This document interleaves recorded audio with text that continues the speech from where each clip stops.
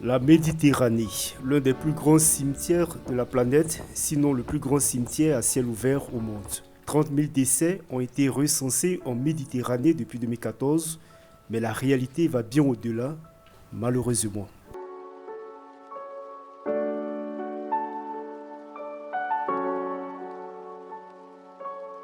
La tragédie qui se joue dans la Méditerranée l'est tout autant en Afrique du Nord, point de passage des candidats à l'immigration clandestine. La Tunisie est, avec la Libye, le principal point de départ pour des milliers de personnes exilées qui cherchent à rejoindre l'Europe.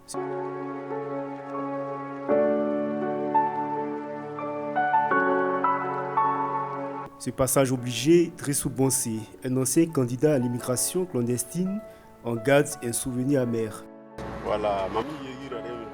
La façon dont j'ai quitté mon pays en 2010, ce n'était pas à cause d'un conflit ou quelque chose d'autre. C'est juste parce que les affaires ne marchaient pas très bien. Quand nous sommes partis, le voyage ne s'est pas passé comme prévu. On a trop souffert sur la route.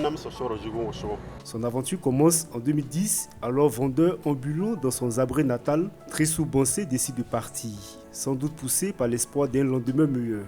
Il n'avait jamais pensé, confesse-t-il, que son départ du Burkina Faso serait un chemin de croix. Sa mésaventure commence au Niger. Le jeune homme essuie alors des revers, d'énormes revers d'ailleurs. À partir d'Agadez, avance-t-il, il était sans sous. Il a fallu donc compter sur de bonnes volontés. Je suis parti avec 200 000 francs CFA. À l'époque, je venais de me marier. J'ai donc remis 30 000 à mon épouse. Donc il me restait 170 000 francs CFA. C'est avec cette somme que j'ai quitté le Burkina pour le Niger. Grosse galère entre-temps, on s'est retrouvé au Tchad pour la Libye. J'ai payé le passeur à Agadez et il ne me restait plus rien. Pas même 5 francs dans la poche. Je n'avais rien même pour acheter un cache-nez. J'ai dû utiliser mon débardeur pour me protéger d'Agadez jusqu'en Libye.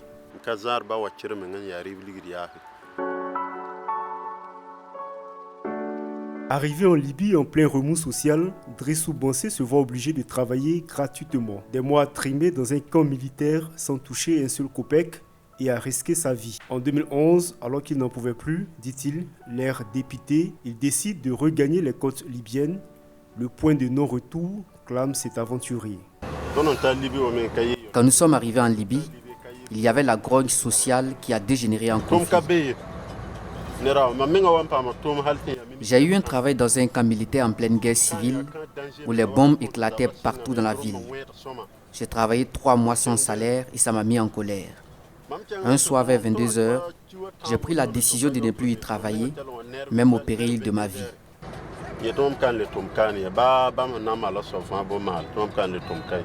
Le parcours en bateau se révèle plus périlleux. Drissou Bonse était loin de s'imaginer que son calvaire ne faisait que commencer. Entassés dans la barque de fortune, sans eau ni nourriture, ils ont navigué, dit-il, pendant des jours sans trouver leur chemin, avant de tomber sur des gardes-côtes maltais qui les ont dirigés vers les côtes italiennes.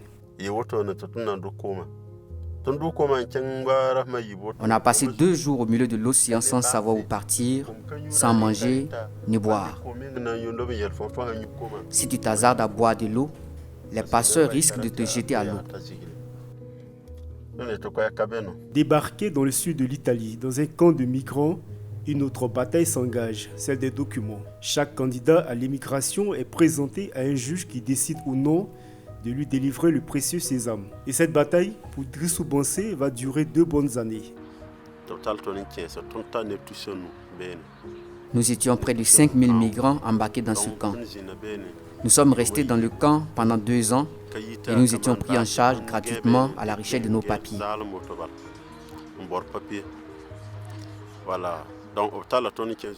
Après cela, nous avons été jugés. Ils nous ont demandé pourquoi nous avons quitté nos pays.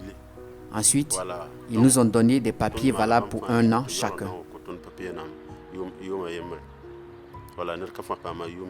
Passé l'étape des documents, il faut maintenant trouver du travail et un gîte. Et c'est encore la croix et la bannière pour Drissou Bonse, obligé de vivre à 10 dans une maison et travailler dans les champs à vil prix. Nous avons effectivement quitté le camp et nous nous sommes retrouvés dans la rue. Certains dormaient dans les stations, les gares ou à l'air libre. C'est dans ces conditions que nous avons commencé à avoir des contacts avec certains. Nous avons commencé à travailler dans les champs. C'est d'ailleurs ce que nous faisons jusqu'à aujourd'hui. Mais nous ne pouvions pas avoir des domiciles décents dans lesquels dormir. Nous dormons à 10 par chambre. Aujourd'hui installé à Cesena, dans la province de Forlì-Cesena, en Emilia-Romagna, le jeune homme a trouvé un travail décent. Il a pu faire venir sa famille auprès de lui. À la question de savoir s'il prendrait encore le chemin de l'aventure si c'était à refaire, sa réponse est sans embâche. Si j'étais encore au pays en ce moment, avec la situation actuelle d'insécurité et avec l'engagement du gouvernement actuel, je ne partirais pas à l'aventure. Je ne pouvais pas laisser le pays dans cette crise et aller me chercher ailleurs. Si j'étais encore au pays, j'allais m'enrôler comme volontaire pour la défense de la patrie. Il y a longtemps.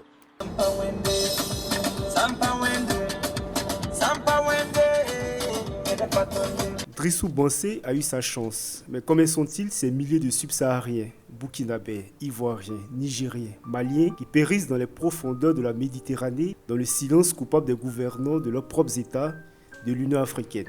L'indifférence des pays d'origine et des organisations sous-régionales est un signe d'échec des politiques publiques. Les nations européennes, l'Italie en tête, sont préoccupées à contenir le flux migratoire. En septembre 2023, alors que 7000 migrants débarquaient sur les côtes italiennes de Lampedusa, Giorgia Meloni, la première ministre de l'Italie, déclarait que le plus important n'est pas de transférer les migrants dans l'Union européenne, mais de les empêcher de quitter l'Afrique.